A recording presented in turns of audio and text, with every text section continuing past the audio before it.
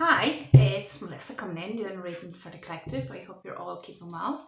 As usual, remember it is a collective reading, it's not a private one. So take what resonates and leave what doesn't. If the reading isn't applying to your situation, do not make it fit to your situation. Don't be popping up in the comments telling me that it does not work that way, because I'm addressing in every video it's not for everyone. That one will pop up. That is for you, okay? It's not supposed to fit everyone. There'll be something wrong if it fit everyone. We're all unique, okay? But collective readings do resonate with the majority, okay? It's not only for that. You come to a reading because you want the truth, okay? That's ultimately why I say this in every video. You want the truth, okay? You want... Otherwise, why would you watch? Sometimes we do like our delulus to be fed too as well, but ultimately we want the truth, okay? Sometimes it's nice to hear what we want to hear, but that doesn't benefit us in the long run, which is why you come for a reading. Because if something isn't for you, if the person you were wanting isn't, I'm channeling at the same time, if the person that you are hoping is for you isn't the right person for you, okay, somewhere out there in that big, big wide world is the person that is for you. And they're out there wandering around looking for you, just as you're out there hoping that the wrong person is them. Stopping yourself and them from being happy, yeah? So, truth is a good thing when it comes to love, okay? Hurtful sometimes, absolutely. But it's a good thing, and it's always a good thing. You want to be with the right person, you don't want to be with the wrong person. Now, that being said, I feel like I have been sitting here preaching. Look, let's see what the cards have to say. What have we got? What's flipped over? Poker face in the reverse. Somebody's dropping their mask. Somebody, and then I have healing heart. Healing heartbreak, toxicity or addiction, or an abusive relationship. Somebody here has revealed that they were involved in a toxic relationship. This person is now speaking out. Somebody's finally speaking up. They kept a poker face in the past, but it coming out in the reverse. This person is now speaking up and telling other people that they are healing from this heartbreaking loss.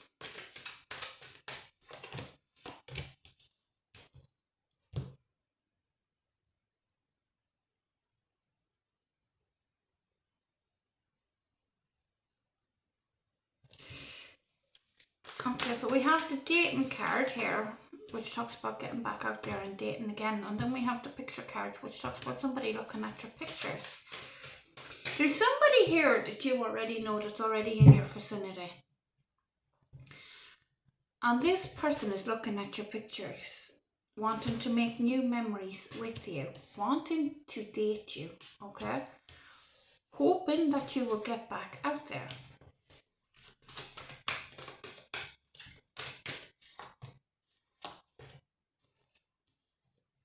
Now, what I said at the beginning, I have suffering in silence in the reverse. Somebody is no longer suffering in silence, because look, it came out in the reverse, which means the opposite. You flip it around. Somebody's no longer suffering in silence. They're speaking up. Somebody here has already just about, just happened, or is about to speak up about a toxic relationship they had to heal from in the past. They're no longer suffering in silence. They're speaking out here about a snake. Somebody here has put the pieces together and is looking at this truth teller's pictures and wanting to date this person, wanting to come forward. Ooh. The healing has already occurred. If you're the person wanting to date this person, the fact that this person has spoken out and said about this past that they're healing from tells you a lot about this person's healing journey. Because if somebody is going to go back to an ex-partner, they're not going to air all the dirty laundry, especially when it comes to stuff that this person has had to heal from. The whole point of somebody going through an experience like a toxic relationship, okay? Now, this is more than that. This is more extreme, like to the extreme point that this person went through, okay? There's a lot of very abusive energy this person has spoken out about. This person, the reason this person is speaking up about that is so it's an acknowledgement, because if this person tells other people what was happening in that relationship dynamic, this person then has to face those people if they get back into that relationship again. Because then everybody's going to turn around to this person and say, but I thought X, Y, and Z was done. Are you lying? Or why would you go back with them? Why would you put yourself in that position? Other people will intervene and discourage it. Now, people who are involved in a toxic, abusive situation like that, that is why part of the reason, it's only part of the reason why sometimes they keep their mouth quiet for so long, because they are not at the point where they are ready to finally walk away, or they are doubting their ability to finally walk away, so they keep their mouth quiet to protect the other person, that if they come back into that relationship connection, that other people won't know what has been going on in that connection and turn against their person or them having a relationship with that said person. So this person speaking out is a massive landmark about that, okay? I'm hearing the word closure very strongly. But with this healing heartbreak card coming out in the poker face in the reverse, this person, they're done with that. They are still at the end of their healing journey, and there's still some kind of creases that this person will have to iron out when it comes to healing that situation.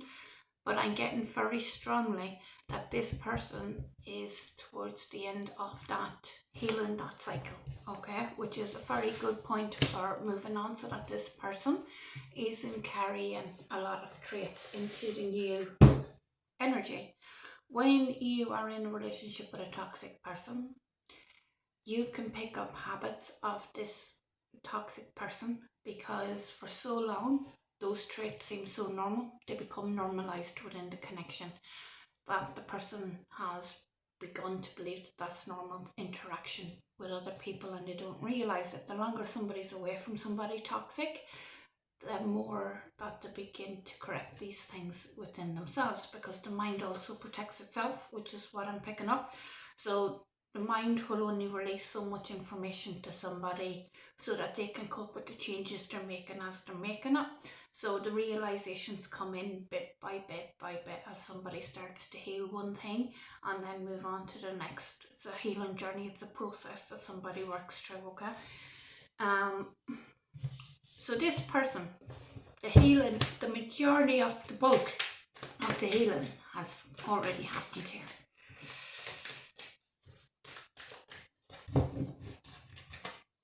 This person is done with looking over their shoulder. The bottom of that snake card,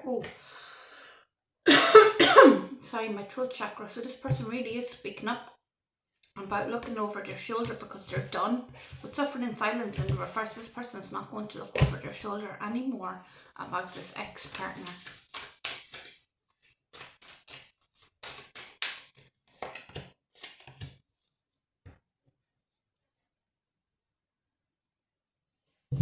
Okay, so with the waves card, okay, coming out here, and then I have consequences card being reversed, okay? The consequences card talks about bad choices, games, mixed signals, that kind of energy, okay? But I'm getting consequences. So like the kickback for making bad choices being reversed, okay? And then with the waves card coming out talks about emotions, worry and fear. So what I'm really getting, it's like the ripple effect with the waves. This person is no longer afraid of making bad choices when it comes to dating. This person has reached that level of healing where they know that just because they were in a bad connection that was toxic and abusive before with somebody, they know that not everybody's the same. They know that that was the person, not people in general, okay? So this person has reached that point of, yes, to feel the fear, but to do it anyway. And it's coming across more of caution. This person would be cautious. They would take their time to get to know somebody rather than jumping in with 2 feet. Um, while dating this person, especially in the beginning stages, this person would now look for a lot of red flags and be very high strung almost on not ignoring those red flags, because in the past those red flags were ignored or in some cases totally missed. And now this person has made a vow, I'm hearing a vow, a promise to themselves to walk away if they ever see those signs again. Tell me about this person looking at pictures, wanting to date this person.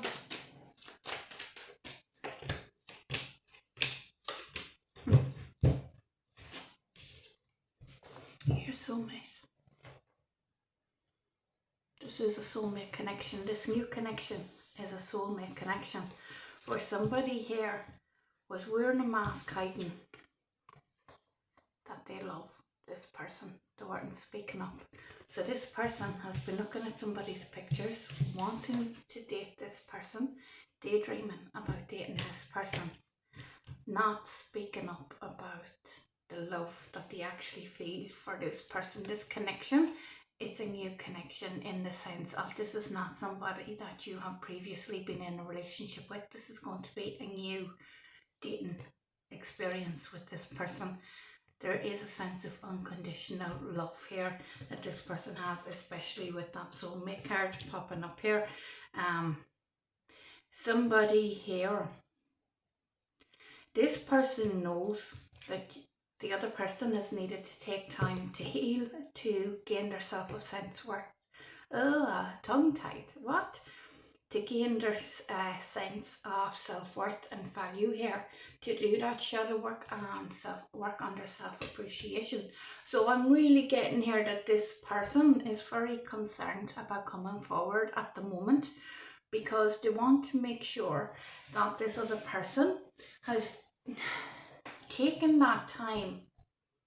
It's a very considerate energy. It's beautiful that they have taken that time to do the healing work on themselves, for themselves. This person isn't even thinking of themselves in the connection. This person is like a real protective energy. They want the other person to have had that healing time to become all that they can be within themselves. This person knows that no matter how much they boost up the other person, if the other person hasn't had that time on their healing journey to build up their own inner self-worth and self-appreciation, you may as well be, I'm hearing water off a duck's arse. That's what I'm hearing. That you can say what you want, but this person, it won't sink in unless this person believes it in themselves. So I have somebody here who is a soulmate looking to date this person, but wanting to make sure that this person has done that work on themselves, for themselves, to boost themselves up. But it is a soulmate. It's very life partner vibes here. The love already is felt and recognised, and that is an act of love as well. So that is why this person has not spoke up about their feelings yet, because they want to be sure the other person has done that healing, which came out at the beginning. This healing it's almost complete now. This person is actually ready to date again. Healing is a lifelong journey, okay? And no matter whether you have been through a toxic, abusive relationship in the past, or you have been fortunate enough not to experience that, okay? Every relationship dynamic that you get involved with is going to be a risk. Every person you talk to on the street, it's going to be a risk. You put yourself at risk when you leave your house of something bad happening. You put yourself at risk sitting in the house because the roof can fall in on top of you. That's fear. Do you know, fear serves for two, like it serves to guard you from any potential danger, but it can work to the extreme and prevent you from living your life at the same time if you allow it. And I'm really picking up on those vibes here with this, and this person who has been going through this healing journey has acknowledged this and has taken a very, I'm hearing, healed and mature approach. This person has done the majority of their healing, and they know that dating again, they will just be more cautious about who they emotionally connect with moving forward in the future, being sure before they give their heart.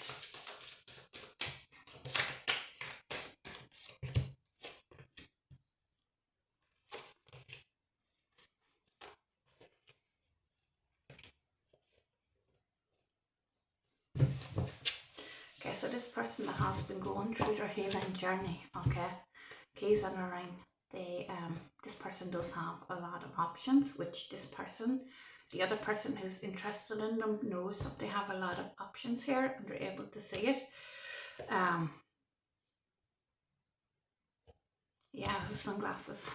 So it's like the person who's interested in the person who's healing knows that their person has a lot of suitors, potential suitors, who are got their eye on them basically. This person don't want to come in as the chaser, but it's like they keep having to ground themselves and stop themselves. And I'm seeing somebody come forward and stop, pull back. That's what I'm saying. Stop, come back, because there's an irresistible pull. They want to make a move on this person, but they keep hesitating and pulling back because they want to be sure that the person is in the right space of healing in order to do so. Now, this other person who has been through the healing journey is somebody who's actually quite old school, somebody who's very traditional, somebody who believes in that traditional cycle. So if you're the person who is looking to date this person who's been going through the healing journey, the cards are telling you that when you approach this person, approach them with quite a traditional manner, in the sense of disobey. Do not approach this person and say, I want some fun. Do not. You'll ruin every chance you've ever got. Do not approach this person and say, I want to see where things are going. Do not approach this person with any wishy-washy energy. This person is not the person to do that with. This is somebody who is very old school. So old school, in the way that I'm picking it up, okay, is somebody who would be interested in a traditional cycle of dating and so forth, okay, getting into a solid, lifelong, committed partnership to build a life together with somebody, okay. This is the family home unit, okay, whether you both believe in marriage or not, but this traditional cycle will be the cycle of dating, engagement, marriage, family life. Okay, it doesn't necessarily have to be in that order, but that would be the quite traditional sense of dating. If you come approaching somebody who's got this old school energy and you're approaching this person, I just want some fun, or sure, we'll see what happens, we see where it goes, you will lose this person. Don't do it. Don't do it to yourself, because I know that you're interested. You love this person. Obviously, you can't come in and say to this person, well, you can, but you don't want to come on too strong to this person either. But don't be afraid to tell this person that you're interested in dating with the intention of a committed relationship. That you're dating with intent. That you're an old school traditional type of person. If you are, obviously don't lie to this person.